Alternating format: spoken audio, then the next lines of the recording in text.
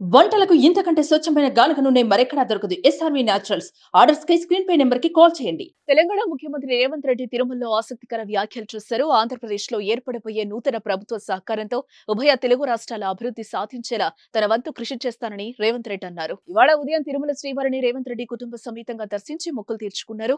వారికి ఆలయ అధికారులు ఘనంగా స్వాగతం పలికారు.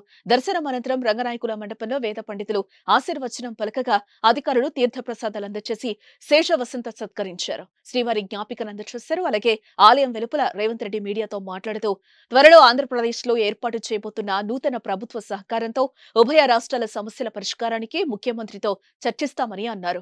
అలాగే తిరుమలలో తెలంగాణ రాష్ట్ర ప్రభుత్వం తరపున కళ్యాణ మండపం, వసతి గృహం ఏర్పాటుకు నూతన ప్రభుత్వ సహకారం తీసుకుంటామని అన్నారు. తెలంగాణ రాష్ట్రంలో వాతావరణం అనుకూలించి రైతాంగం సస్యశ్యామలం కావాలని శ్రీవారిని కోరుకున్నట్టుగా తెలిపారు ఆయన. అయితే రేవంత్ రెడ్డి ఏపీ ప్రభుత్వంతో కలిసి పనిచేస్తామన్న ప్రకటన ఇప్పుడు రాజకీయ వర్గాల్లో తీవ్ర చర్చనీయాంశమే అయింది. ఆయన వ్యాఖ్యలను బట్టి ఏపీలో ఖచ్చితంగా ప్రభుత్వం మారుతుందనే సంకేతాలు ఉన్నాయంటున్నారు విశ్లేషకులు. ఏపీ సీఎం జగన్ తో అంటి ముట్టనట్టుండే రేవంత్ రెడ్డి గడిచిన 5 నెలల్లో ఆయనతో ఎలాంటి చర్చలు జరపలేదు. భవిష్యత్తులో కలిసి పనిచేస్తానన్నారంటే ఖచ్చితంగా కాంగ్రెస్ పార్టీ అయినా గెలవాలి, లేదంటే తన గురువు చంద్రబాబు అయినా సీఎం కావాలి. కాంగ్రెస్ పార్టీకి అవకాశం లేదు కాబట్టి ఖచ్చితంగా చంద్రబాబే సీఎం అవుతున్నారని రేవంత్ రెడ్డి చాలా స్పష్టంగా చెప్పకనే చెప్పినట్టుగా తెలుస్తోంది. చూద్దాం రేవంత్ జోస్యం నిజమవుతుందో లేదో. తెలంగాణ రాష్ట్ర ప్రభుత్వం ఏర్పడిన తర్వాత స్వామివారి దర్శనం చేసుకోవాలని ప్రయత్నం చేసిన ఎన్నికలు, స్థానిక పరిపాలనలో కాస్త సమయం దొరకకపోవడం వల్ల ఈరోజు స్వామివారిని దర్శించుకున్నాం.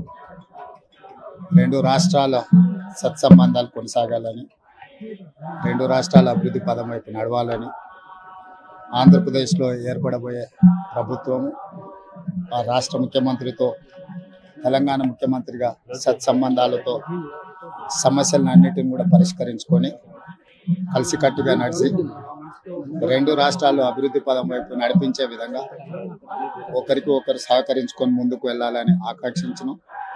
అదేవిధంగా తెలంగాణ రాష్ట్ర ప్రభుత్వం తరఫున కొండ మీద ఒక సత్రం నిర్మాణము, కళ్యాణ మండపం నిర్మించి తెలంగాణ నుంచి వచ్చే భక్తులకే కాకుండా దేశం నలుమూలల నుంచి స్వామివారిని సందర్శించుకునే భక్తులందరికీ కూడా సౌకర్యాలు కల్పించడంలో తెలంగాణ రాష్ట్ర ప్రభుత్వం కూడా భాగస్వామ్యం. ఈ ఫలితాల ప్రక్రియ ముగిసిన తర్వాత తప్పకుండా తెలంగాణ రాష్ట్ర ప్రభుత్వం తరఫున సత్ర నిర్మాణానికి అవకాశం ఉంటే కళ్యాణ మండపం నిర్మించి స్వామివారి సేవ కొనసాగించాలని రాష్ట్ర ప్రభుత్వం భావిస్తుంది. తప్పకుండా తొందరలోనే ఆంధ్రప్రదేశ్ ముఖ్యమంత్రిని కలిసి విజ్ఞప్తి చేసి ఇక్కడ స్వామివారి సేవలో తెలంగాణ రాష్ట్ర ప్రభుత్వం కూడా భాగస్వామ్యం తీసుకోవాలని కోరుకుంటున్నాం. కొండ మీద రాజకీయాలు మాట్లాడకూడదు. తప్పకుండా మంచి వాతావరణం ఉంది.